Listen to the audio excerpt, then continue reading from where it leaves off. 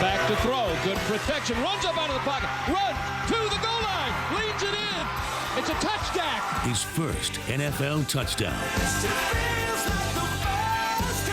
His first NFL victory. He was downright giddy.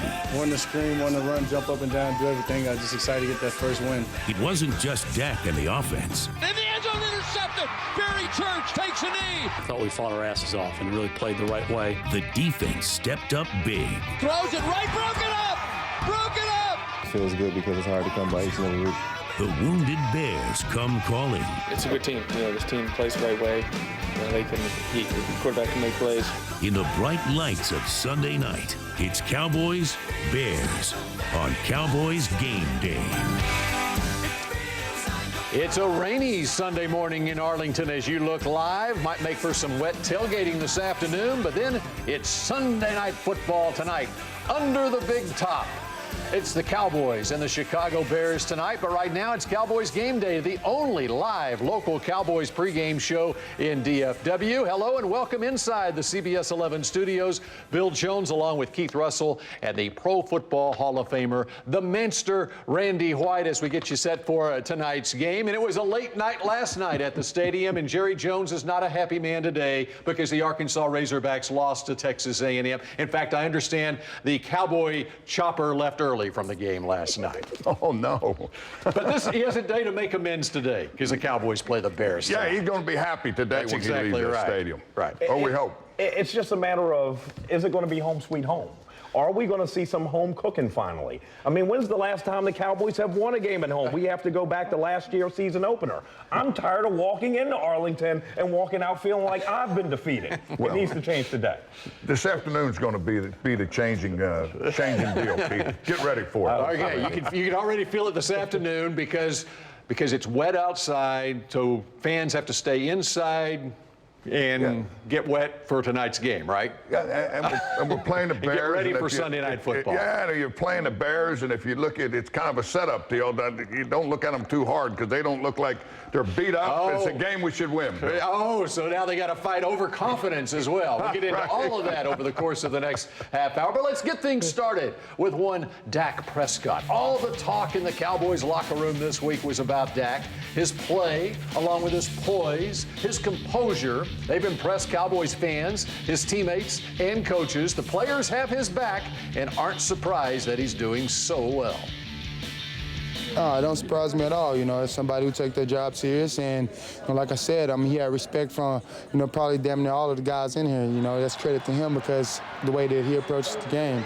We've all been behind each other, and when we like that, we're a team hard to beat. He's done a great job, and he continues to impress me with how he goes about it. And I really don't think it's about meeting anyone's expectations. It's about playing at a level and with the confidence and all the little things that go into playing that position.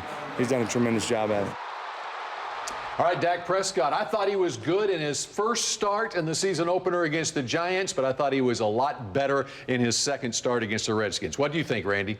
I agree with you, Bill. I think, he's a young quarterback. He's a rookie, but he's not playing like a rookie. He's out there, and, the more he plays, he gains knowledge, and he gets more confidence.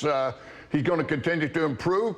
Of course, there's going to be some rookie moments for him, and we got to expect that along the way. But I don't think we've seen one yet. No, and I hope we don't. But, don't be disappointed if you do. But I think he's done a phenomenal job, and the fact that his teammates are behind him, as a fan, I'm behind him. I'm excited about, what he's doing and supporting him. So, it makes it fun to watch the Cowboys right now. It does. Well, 75 straight passes to start a career without an interception. That's an NFL record. I never thought this guy would be that consistent. He was great in the preseason. Most people, even Stephen Jones, said it's the preseason. There's a difference in the regular season. But his play has carried over to the regular season. And he said, as far as the pick streak, he said, I don't think about picks. When you start thinking about picks, that's when you start throwing interceptions. I think the most impressive thing about that pick streak is the fact that in that game last week against Washington, he's got 75 straight pass attempts without an interception. Well, 4 of those drives were scoring drives, and 3 of them were touchdown drives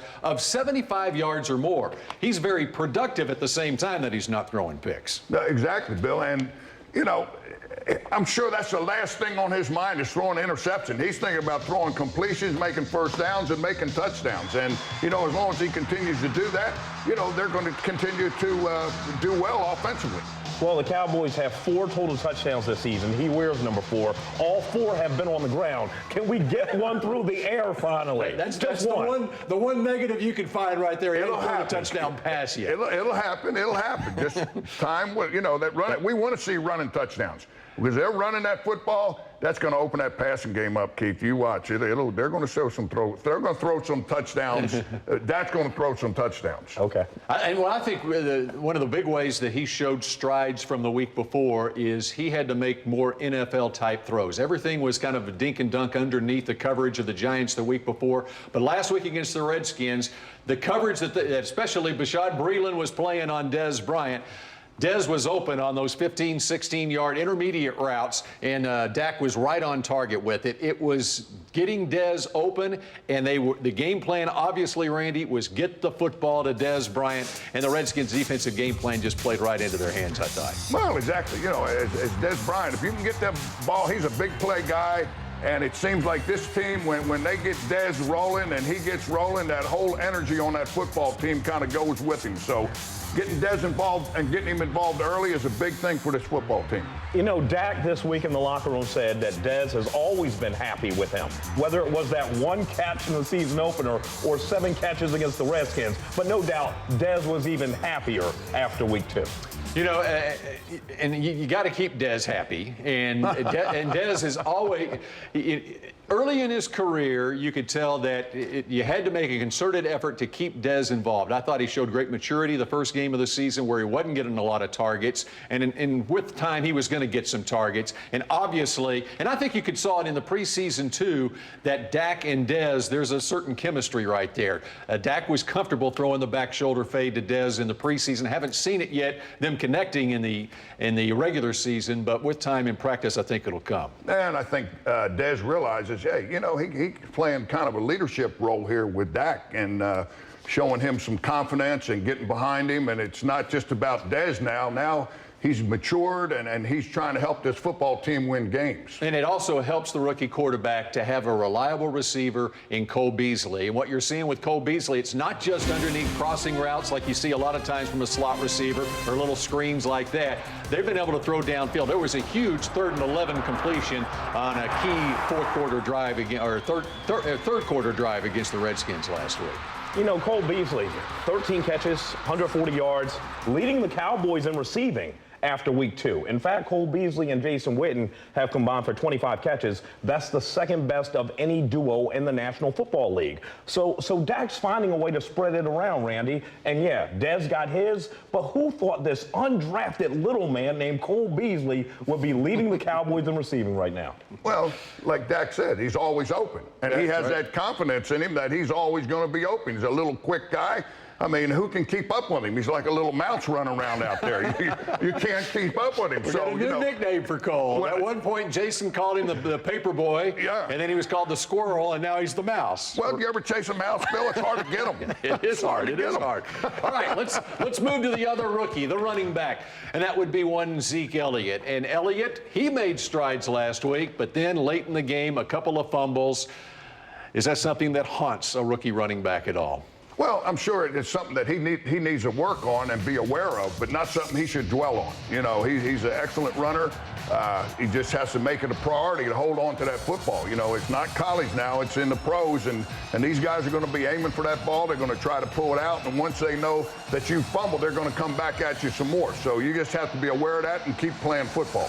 I felt a little bad for Zeke in the locker room this week. He said he knows the scrutiny he's under being a number 4 pick in the NFL draft. He knows the headlines are out there, and he says, point blank, I feel worse about it than any of you guys could ever feel about my 2 fumbles. I've never been benched in my entire career. I hope it never happens again. I am going to hold on to that football. And he was benched late in that game. Alfred Morris finished the game. But when you look at the good side of Zeke from that game, what do you see? He was more patient in finding holes, wasn't he? Sure. I mean, that's what we saw the first game.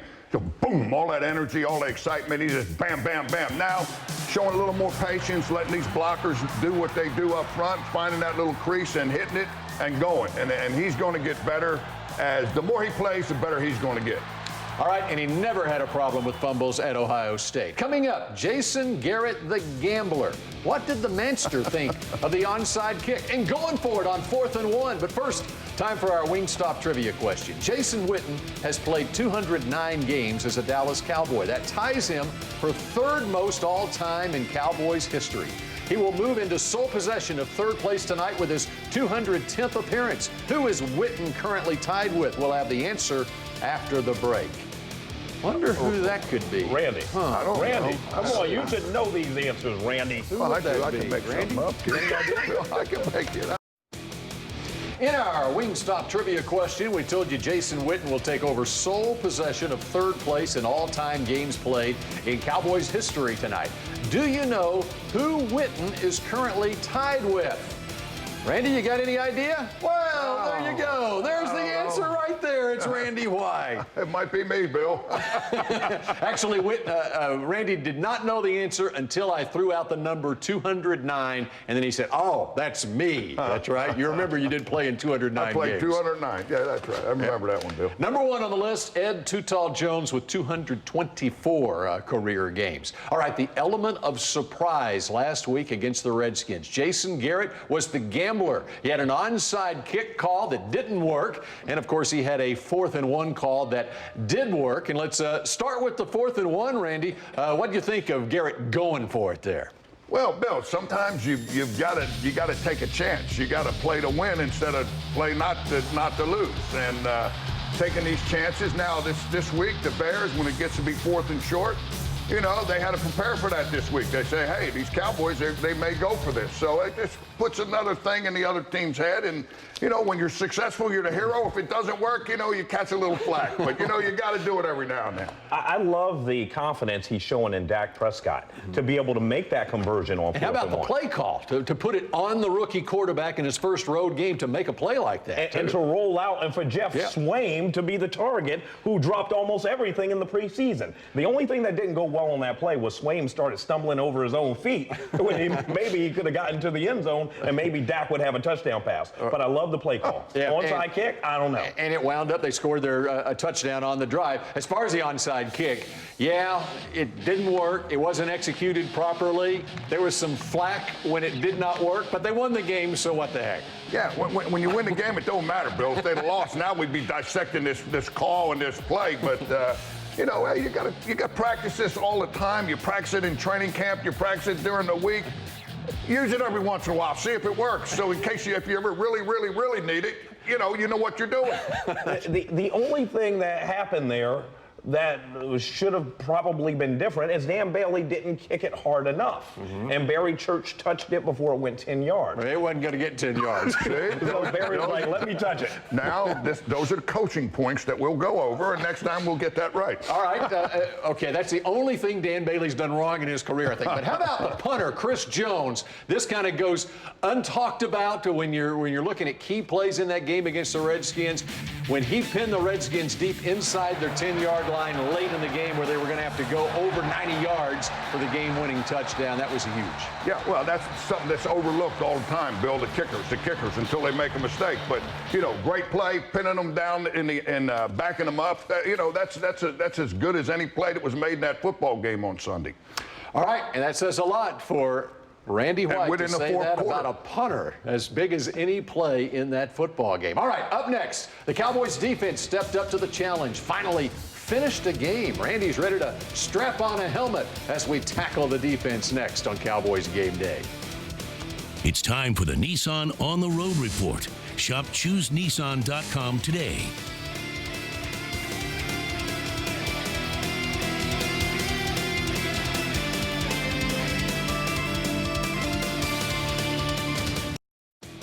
Cousins back. Four-man rush with a stunt. They fall down in the end zone, intercepted. Barry Church takes a knee. The Cowboys turn them back.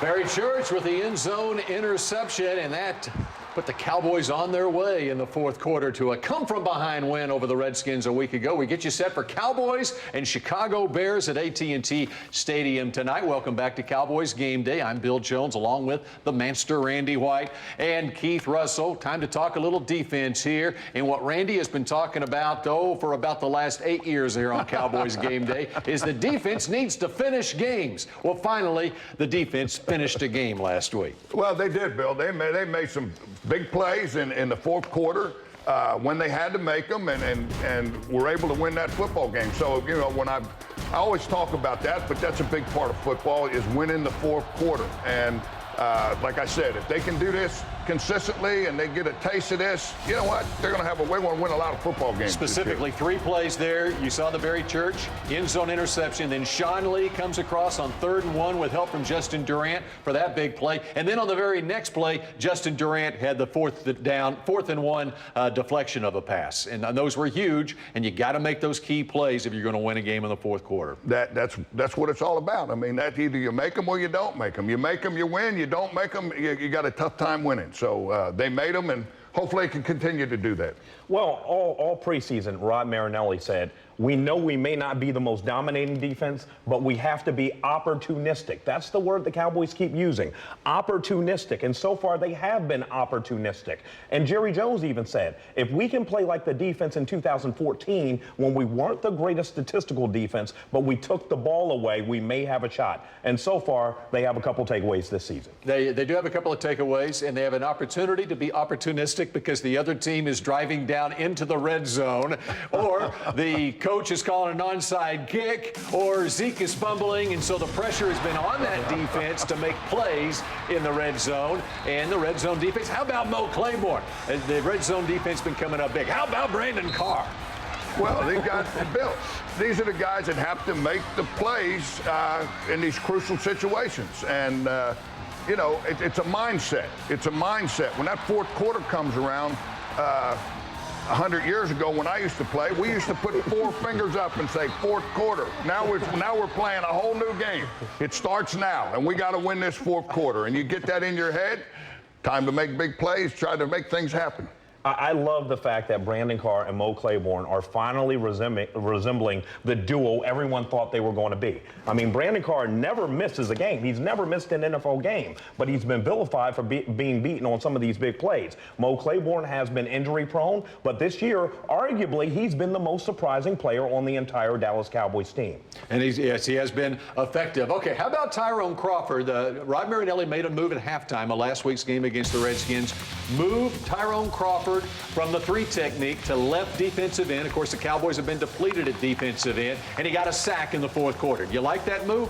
Well, I mean, you're shaking things up. You're trying to get some pressure on that quarterback, and if he can go out there to that end spot and be effective, hey, more power to him. Move him around. I mean, the guy's talented. He's your guy. So put him out there and let him make plays. Let him go against somebody different. Marinelli says he's going to keep switching combos until they get consistent pressure on those passers. And he said it's not really magical what he's doing. He's just kind of tweaking things and saying, hey, you go here, you go here. Did that work? Oh, that worked. Let's keep it like that. Oh, it didn't work. Let's switch things up. And he's going to keep doing it until they keep getting pressure. And one of the things that happened with Tyrone Crawford moving out to left defensive end, it gave an opportunity for the 3rd-round draft pick, the rookie out of Nebraska, number 96, Malik Collins, to get more playing time. And Malik Collins took advantage of his opportunity. In fact, there was a huge play for him as the Redskins were driving down the field on a 3rd down play where he comes from behind and tackles a running back on a pass out of the backfield and forces a field goal, Randy. Well, I mean, and this is something you can't teach. You know, that 3 technique in there, that guy is supposed to make plays all over. He's like a middle linebacker without pass coverage. And when you get a guy like this chasing down a running back from behind, rush the passer, pressure the quarterback, and then come down, hey, there's a guy with a motor. Now, other guys watch that. This is what every guy on that football team should be doing right there.